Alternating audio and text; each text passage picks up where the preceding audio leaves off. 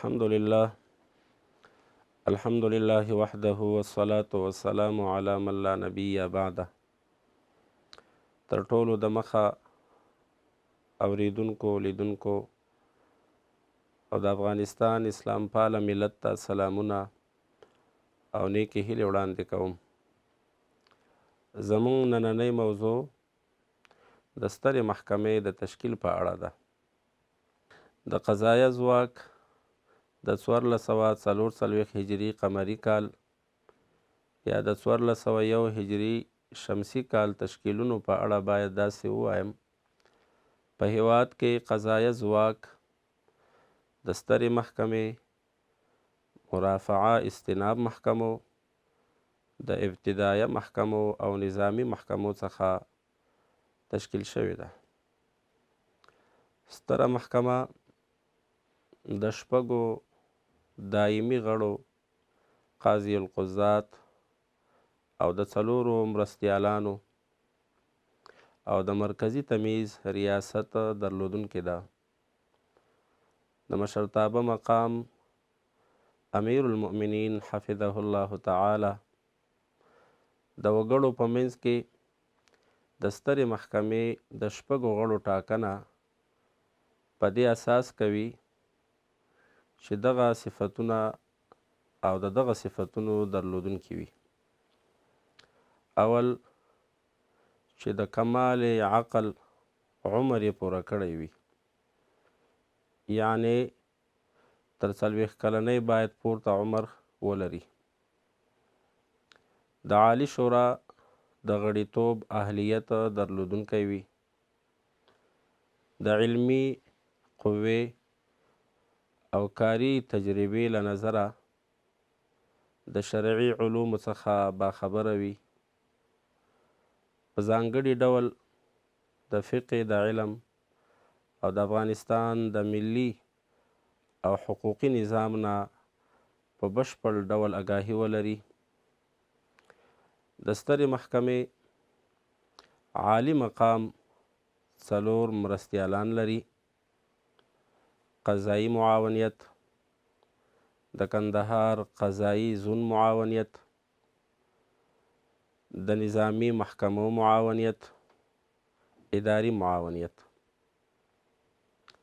ستره محکمه د 4 مرستیالانو ترڅنګ د 8 ریاستونو څارې هم رهبري کوي. اول د مرکزی تمیز عالی ریاست، د دفتر مقام ریاست، د مقام د تحریراتو ریاست، د دارالانشاء عمومي ریاست، د پلټنې او تفتیش عمومي ریاست، د تدقیق او مطالعاتو عمومي ریاست، د دارالفتاء ریاست، د قضایی تعلیماتو عمومي ریاست. د مرکزی تمیز عالی ریاست په 5 دیوانونو مشتمل دی. د یادونې وړ ده چې د سترې محکمې د هر دیوان رئیس، مفتی مستشار او محرر مستشار د سترې محکمې د مقام لخوا د امیر المؤمنین حفظه الله ورعاه مقام ته پیشنهادیږي چې وروسته د هغه محترم مقام د منظورۍ نه پس په دنده ګمارل کیږي. د مرکزی تمیز د عالی ریاست د 5 دیوانونو تفصیل په دې توګه ده: اول د جزا عمومي دیوان ریاست.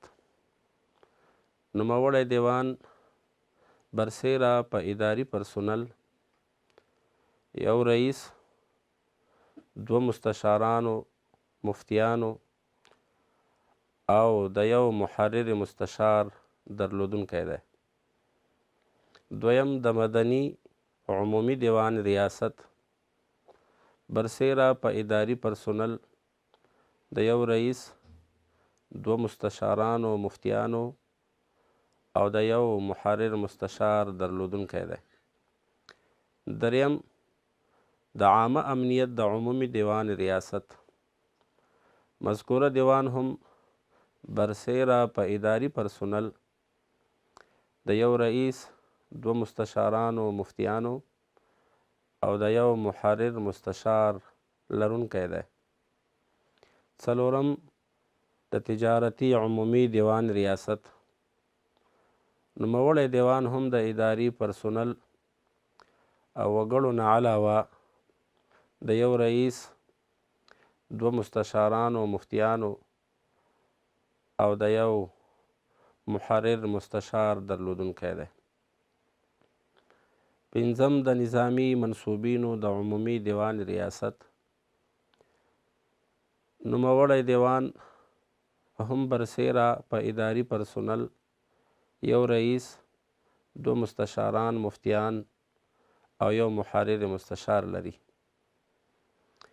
د مرکزی تمیز د عالی ریاست د تشکیل د بیان نه پس د سترې محکمې د کندهار تمیز زون د معاونیت تفصیل په دې توګه ده: د کندهار تمیز زون معاونیت په 10 ولایتونو کې د خپلو اداري وګړو نه علاوه هغه 15 دیوانونه هم لري چې د کومو تفصیل د مرکزی تمیز عالی ریاست په تشکیل کې بیان شو.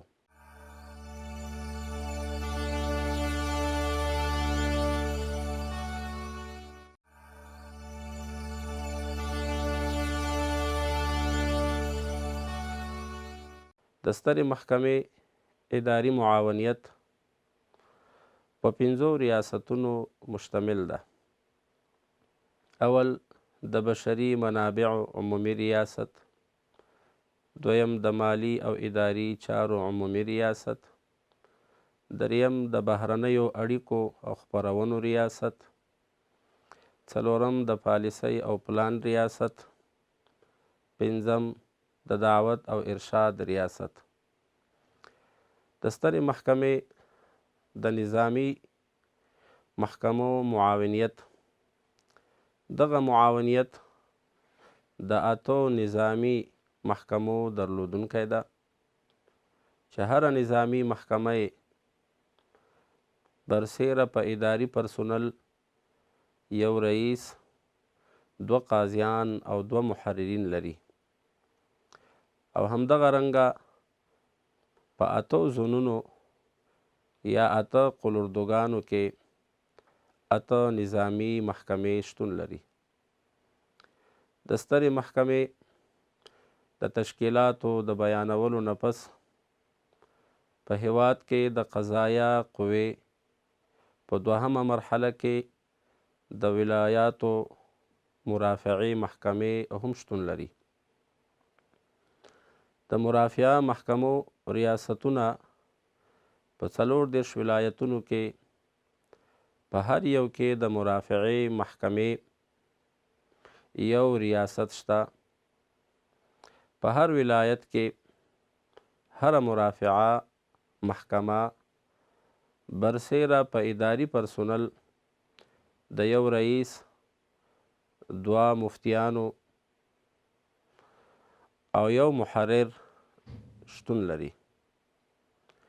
او یو ښاري ابتدایه محکمه هم لري.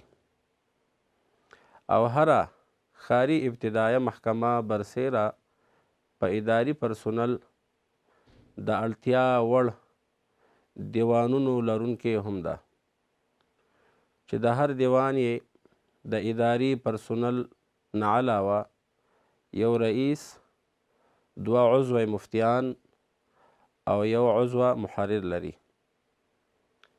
د مرافعه محکمو د تشکیل نه علاوه په هیواد کې د قضایه قوې په ابتدایي مرحله کې د ولسوالیو ابتدایه محکمې هم وجود لري. په هره ولسوالۍ کې یوه ابتدایه محکمه فعاله او شتون لري. او د هرې ولسوالۍ ابتدایه محکمه یو رئیس، یو عضو مفتی او یو عضو محرر لري. خلاصه دا چې ټول قضایي بستونه د افغانستان اسلامي امارت په ستره محکمه کې برسیره په اداري بستونو ثبت او محفوظ دي. په پای کې باید ووایم درنو هیوادوالو، تاسو ته معلومه ده چې که په هیواد کې قضایه قوه نه وي نو د خپل حق لاسته راوړل او د خپل حق حاصلول به ممکن نه وي او له ظالم سره به د مظلوم حق پاته کیږي او حالا کې له ظالم څخه د مظلوم په حق اخیستلو کې قاضي د شریعت لخوا نایب وي. او دا هم یاد لرئ چې په الله جل جلاله له ایمان راوړو وروسته د ظالم څخه د مظلوم حق اخیستل او مستحق ته د حق سپارل د لوړو فرایضو او پیاوړو عباداتو څخه دي. او الله تعالی په سورة مائده کې فرمایي وَإِنْ حَكَمْتَ فَاحْكُمْ بَيْنَهُمْ بِالْقِسْطِ.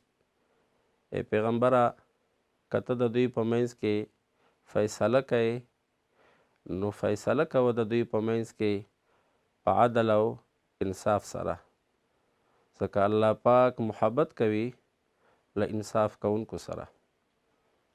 او همدارنګه د قضا د مقام او افضلیت په حقله حضرت ابو هریره رضی الله عنه څخه روایت دی.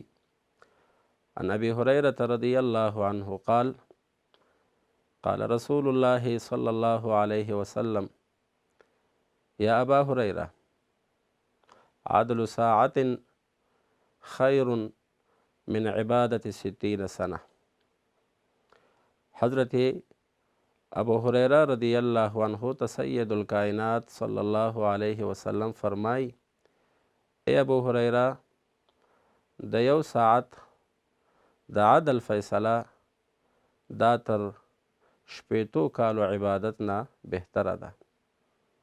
هغه شپېته کاله عبادت چې د شپې پکې قیام وي، تهجد وي او د ورځې پکې روژه وي. او د درر الحکام 4 جلد صفحه 570 کې د فتح القدیر په حواله یو حدیث نقل دی. پیغمبر پاک صلی الله علیه وسلم فرمای ان القضاة يحشرون مع الانبیاء والرسل او کما قال صلی الله علیه وسلم.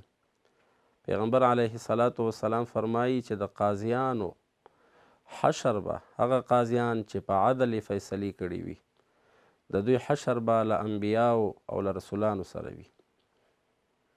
بناءً د افغانستان اسلامی امارت د قضایه ځواک لخوا د قضا تشکیل